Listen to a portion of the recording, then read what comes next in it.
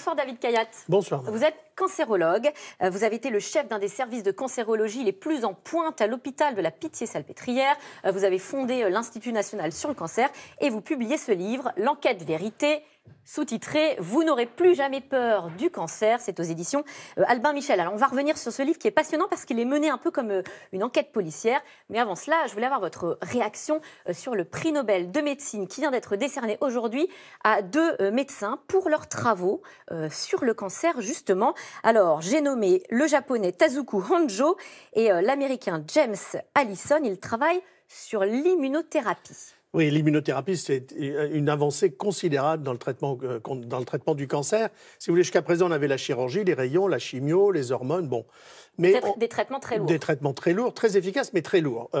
Il s'avère que depuis des années, on voit bien que les globules blancs qui nous défendent contre les infections, les virus, les bactéries, tout ce qui nous agresse, s'approchent des cellules cancéreuses pour les tuer. C'est leur mission de nous protéger contre tout ce qui peut nous faire de mal, donc a priori aussi les cellules cancéreuses. Mais on s'aperçoit au microscope que quand elles approchent de la cellule cancéreuse, elles s'endorment. Elles ne les tuent pas, elles ne les attaquent pas. Et pendant des années, on a essayé de comprendre pourquoi, comment on pouvait faire pour les réveiller, les stimuler.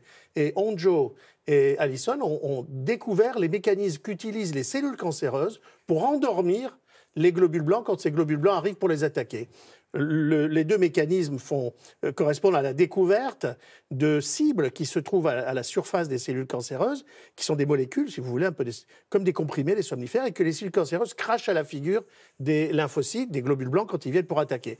Alors, grâce à cette découverte, on a mis au point, il y a 6-7 ans, des espèces de vaccins, si vous voulez, qui s'appelle l'immunothérapie, et qui bloquent complètement ces somnifères. Du coup, les cellules de système immunitaire sont extraordinairement puissantes, déterminées à tuer tout ce qui peut nous faire du mal. Et c'est comme ça que l'immunothérapie est née. Et c'est un progrès, mais majeur au début dans un cancer, quand ça a été découvert dans le mélanome malin, cancer de la peau, aujourd'hui dans le poumon, le côlon, enfin, etc., dans tous les cancers. Alors, David Kayat, vous parlez d'ailleurs de ces découvertes-là dans votre livre qui est proposé sous forme un peu d'enquête policière, et vous parlez du cancer un peu comme d'un serial killer, et vous dites, pour l'arrêter, encore faut-il comprendre ce qu'il se passe dans sa tête. Exactement. Écoutez, c'est la première cause de mortalité dans le monde, première cause de mortalité en France, c'est un serial killer. Il n'arrête pas de tuer les gens. Et donc, je me suis dit, je vais essayer d'être dans la peau, dans la tête d'un profiler, comme dans les enquêtes policières, dans les séries télévisées, essayer de comprendre la scène du crime, le mobile du crime, l'arme du crime, comment il fait pour faire tout ce mal.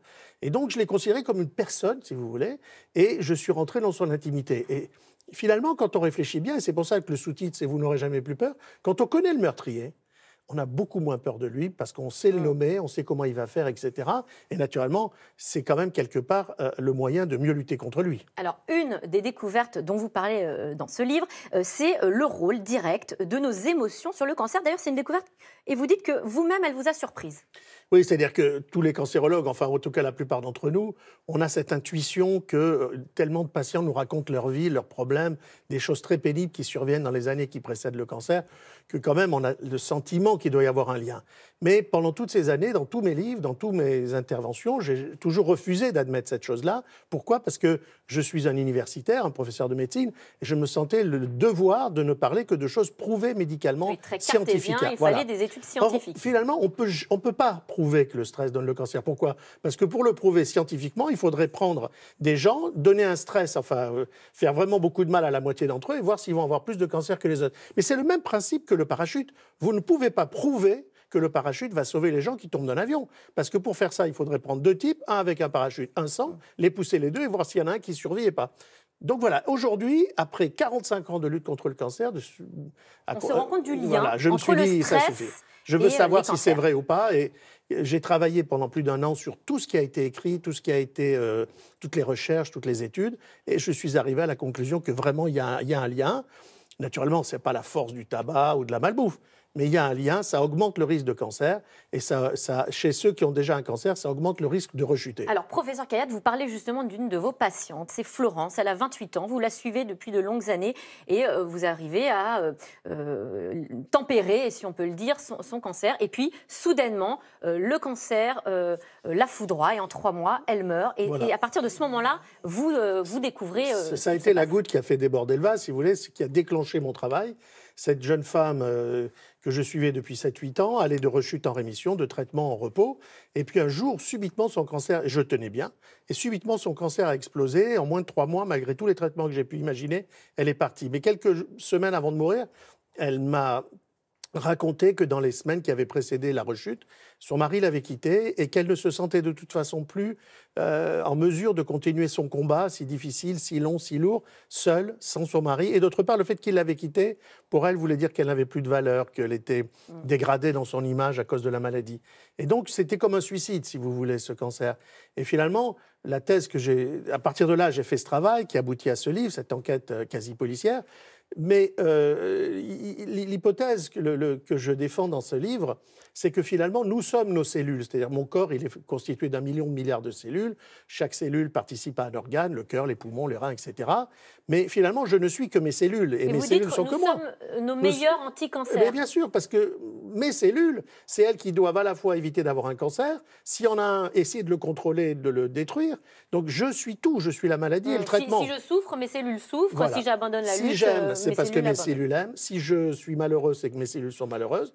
Et donc, finalement, quand une cellule se met à devenir cancéreuse, c'est-à-dire fait des mutations dans son patrimoine génétique et aboutit à cette prolifération infinie, 2, 4, 8, 16, toutes ces cellules cancéreuses, c'est une forme, finalement, de suicide que provoquent mes propres cellules. Elles cherchent à me détruire pour arrêter de souffrir. Alors, il y a quand même une part aussi d'autres facteurs de risque. Je pense au soleil, au tabagisme. Le tabac, 30% des cancers, l'alimentation, 20% des cancers, la génétique, c'est-à-dire l'hérédité, 5%. Bon, il y a des virus, des bactéries, il y a des tas de raisons, il y a des tas de causes du cancer. Et le stress, d'ailleurs, ce n'est pas le stress ou les émotions négatives. C'est le stress qu'on ne peut plus gérer, sinon on aurait tous un cancer, et c'est les émotions négatives qu'on ne peut pas partager. On ne trouve personne avec qui parler de cette tristesse, et finalement la tristesse se transforme en désespoir à cause de cette solitude. Donc il faut trouver des solutions, et d'ailleurs, un psychologue. Il faut lire... Alors un psychologue, exactement, vous êtes le meilleur VRP des psychothérapies, mais aussi dans votre livre, il y a des tas de petites de recettes, exactement, pour essayer de tenir éloigné le cancer. Je voudrais qu'on parle aussi d'un cancer dont on va beaucoup parler ce mois-ci, puisque c'est le lancement de la campagne de prévention annuelle du cancer du sein, qui s'appelle Octobre Rose. Il faut savoir que c'est le cancer le plus courant chez les femmes. Une femme sur 8 est touchée. 55 000 nouveaux cas chaque année en France. Alors, c'est vrai que ce cancer se guérit dans plus de 85% des cas aujourd'hui, quand on est bien traité, selon les meilleurs standards.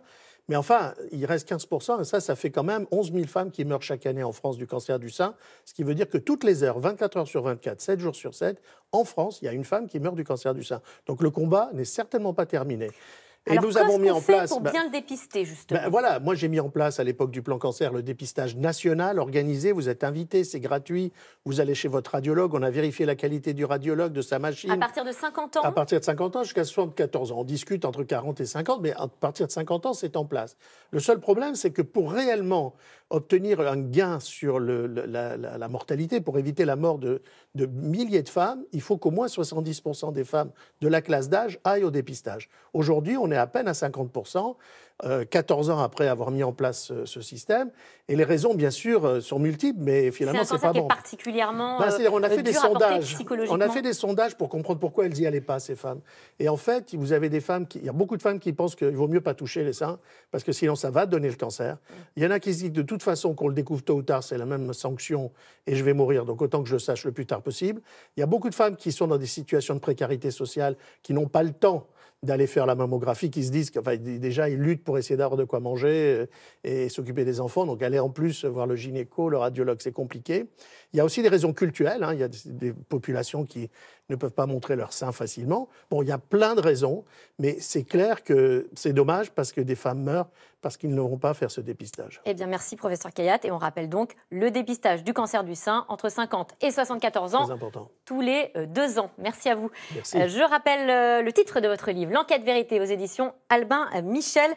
Parfait pour se familiariser avec la maladie et puis la terrasser quand on la connaît mieux. Absolument. Merci à vous. Tout de suite, C'est dans l'air avec Caroline Roux, une émission consacrée ce soir à la communication présidentielle. Est-ce la fin de la parole rare théorisée par le président de la République? Caroline Roux et ses invités répondent à toutes vos questions.